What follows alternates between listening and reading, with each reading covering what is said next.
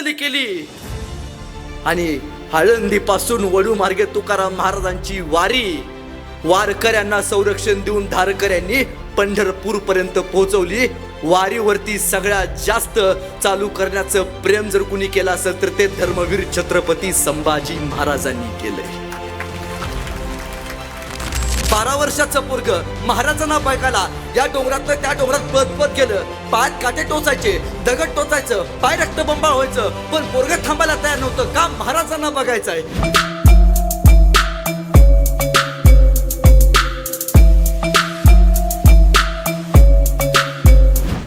मी मगाशी येत होतो आणि माझ्या बरोबर ताईनो तुमच्याच गावातली, तुमच्याच मंडळातली, तुमच्याच त्या समितीतली मुलं माझ्यासोबत येत होती. ती येणारी सोबत मुलं बघितल्यावरती मला असं वाटलं की छत्रपती शिवाजी महाराजांच्या काळातले नेमके मावळे असतील तरी कसे, तर ते नक्कीच अष्टानगरीतल्या या तरुण पोरांसारखे असतील.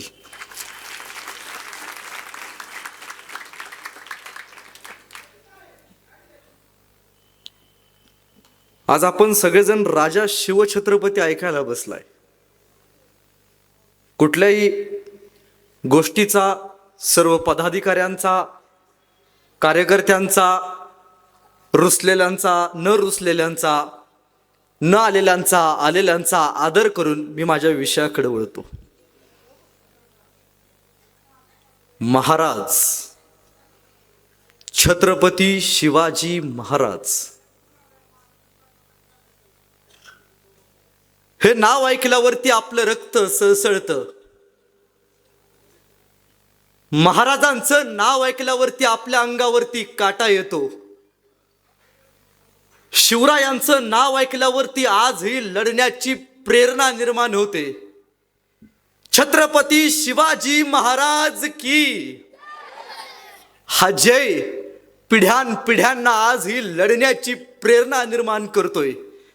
ज्या महाराजांना कधी पाहिलं नाही, ज्या महाराजांना कधी बघितलं नाही, तरी त्या राजांचं नाव ऐकल्यावरती आपलं रक्त सळसळतं. अष्टाकर विचार करा, साक्षात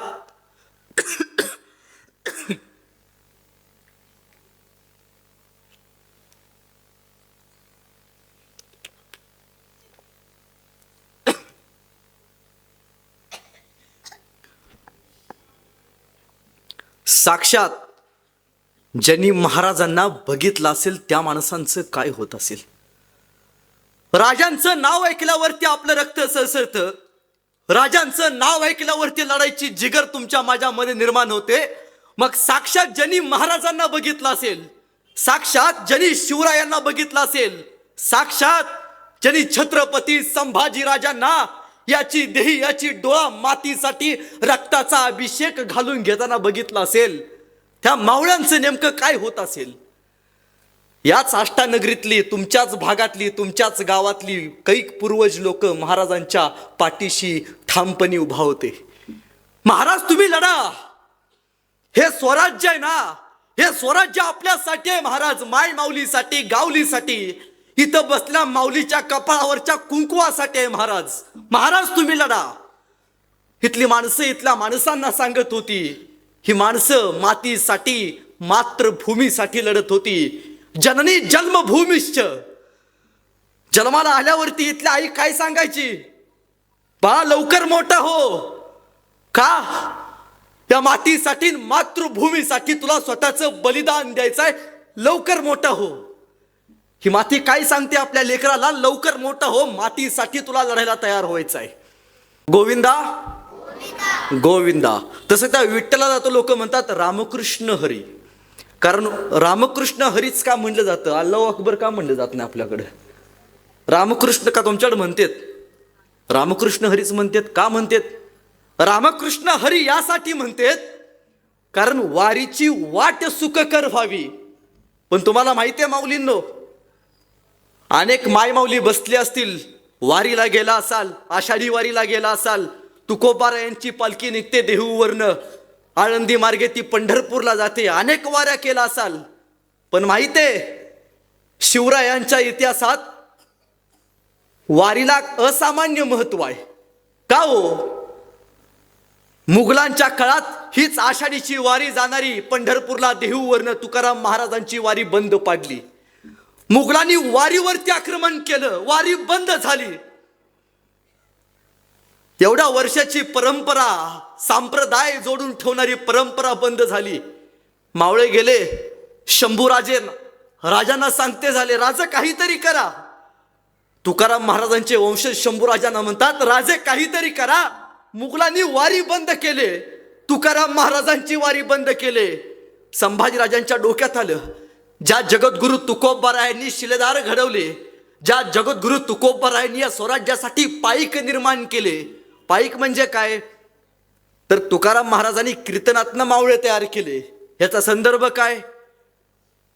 तानाजी मालुसरे बरोबर एक व्यक्ती लढायला गेला होता, त्यांचं नाव शेलार. कत्तल केली आणि आळंदीपासून वडू मार्गे तुकाराम महाराजांची वारी वारकऱ्यांना संरक्षण देऊन धारकऱ्यांनी पंढरपूर पर्यंत पोहोचवली.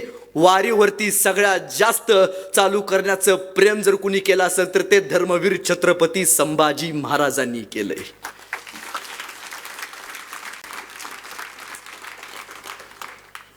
त्या वारीला जात असताना आपण रामकृष्ण हरी म्हणतो.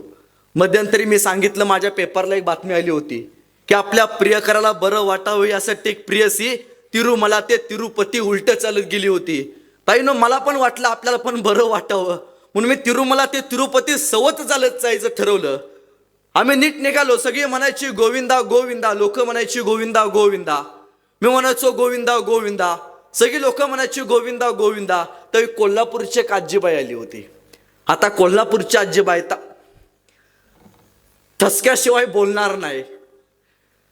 आम्ही सगळे लोक म्हणायचो गोविंदा गोविंदा, त्या आजीबाई म्हणायची आमचं पण तेच आहे.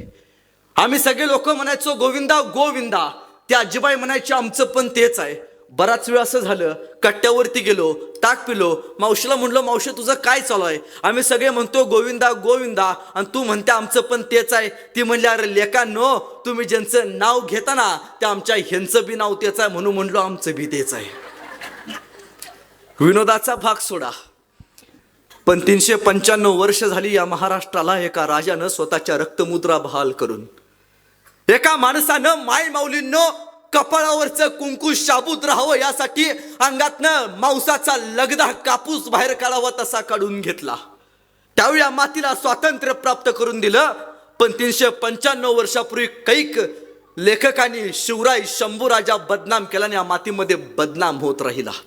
त्या राजाला न्याय द्यायची वेळ आज कुठेतरी आली. 395 वर्षापूर्वी एक 12 वर्षाचं पोरगं बाहेरच्या राज्यातनं या महाराष्ट्रात आलं. एका शेतकऱ्याला भेटलं आणि शेतकऱ्याला म्हणालं, असा कोणी माणूस आहे, असा कोणी माणूस आहे जो रयतेचं काम करतो? शेतकरी म्हणला, एक माणूस आहे. काय नाव त्या माणसाचं? त्या माणसाचं नाव शिवाजी राजा बर का. 12 वर्षाचं पोरग म्हणतं, एकदा मला महाराजांना बघायचं आहे. कसा दिसतोय राजा, एकदा बघायचा आहे. काय करतोस रे तू? काय नाही जी, गाणं लिहितो. तुला राजाला भेटायचं आहे होय? अरे माझा राजा रायगडावरती राहतो. 12 वर्षाचं पोरग महाराजांना बघायला या डोंगरातनं त्या डोंगरात पळत पळत गेलं. पायात काटे टोचायचे, दगड टोचायचं, पाय रक्तबंबाळ व्हायचं, पण पोरग थांबायला तयार नव्हतं. का? महाराजांना बघायचं आहे. गेलं रायगडाच्या पायथ्याशी गेलं. त्याला भेटले महाराजांचे सेनापती, महाराजांचे पिये. सेनापतीने विचारलं, काय काम काढलास? काय नाही जी, राजाला भेटायचं आहे. असं काय काम करतोस? काय नाही जी, गाणं लिहितो, उत्तम कविता लिहितो. असं?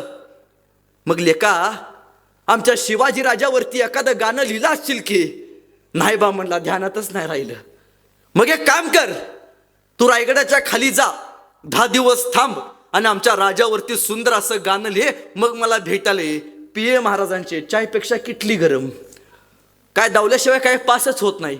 ते 10 दिवस खाली गेलं, त्यानं राजांवरती सुंदर असं गाणं लिहिलं. ते आलं, सेनापती तुम्ही सांगितलं होतं नव राजावरती उत्तम गाणं लिहिला, ह्या बघा लिहिलंय नव. ऐकव, त्या 12 वर्षाच्या पोरानं राजांवरती लिहिलं सुंदर गाणं ऐकवलं. ते गाणं आयुष्यात आपण एकदा तरी ऐकले. ते गाणं आयुष्यात एकदा तरी स्वतःच्या स्टेटसला ठेवले. ते गाणं साक्षात छत्रपती शिवाजी महाराज जिवंत असताना लिहिले. सेनापतीने त्या 12 वर्षाच्या पोराला धरलं, राजांच्या समोर येऊन उभा केलं. राजे, या 12 वर्षाच्या पोरानं तुमच्यावरती उत्तम गाणं लिहिलंय. राजे म्हणले ऐकव. आणि ते 12 वर्षाचं पोरग राजांवरती लिहिलं सुंदर असं गाणं ऐकवायला चालू झालं. माझ्या बरोबर सगळ्यांनी टाळ्या वाजवायच्या, हात वरती करा, माझ्या बरोबर वाजवायच्या. आणि ते 12 वर्षाचं पोरग म्हणते, राजांवरती गाणं लिहितं ना, इंद्र जबी जंब पर पाड वसु वंब पर रावण सरदंब पर रघुकुल राजे पौनवारी वाह पर संबुरती नाह पर जोसस वाह पर रामद्विज राजे डावा द्रुम दृंड पर चित्ता मृग झुंड पर भूषण वितृंड पर जैसे मृग राजे तेज तम अंश पर कर्ण जिमी कणस पर व्योमलेच्छ बंस पर शेर शिवराज हे, शेर शिवराज हे, शेर शिवराज हे.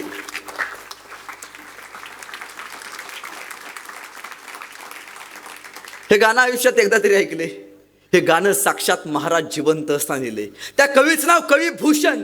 महाराज म्हणाले कवी भूषण, वाह, इतकं सुंदर गाणं लिहिलात, बोला कवी भूषण, तुम्हाला काय बक्षीस देऊ. कवी भूषण लगीन आहे म्हणाले. हा राज आष्ट्याच्या नगरपालिकेस तेवढं बघा, का जिल्हा परिषदला जागा सुटल्यात पोराला कुठं चिटकवताय का बघा. रक्त वेगळं होतं. खर तर कधी कधी मला प्रश्न पडतो ताईंनो, शिवाजी महाराजांच्या काळात बॅनर नव्हते, खरंच बरं होतं.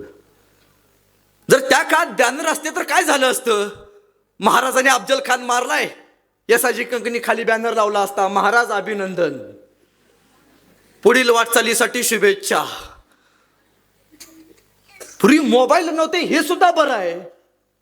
नाहीतर त्या काळात जर मोबाईल असते, अजब प्रेम की गजब कहाणी ऐकून महाराजांचं काय झालं असतं, हा चिंतेचा विषय आहे. ही साधनं आमच्या विजयाची साधना आहेत की पराजयाची साधना, हा खऱ्या अर्थानं विषय आहे. महाराजांनी या कवीचा सत्कार कैक सोनं देऊन केला. जगातला पहिला राजा ज्यानं कलाकारांचा सन्मान केला, नाव छत्रपती शिवाजी महाराज.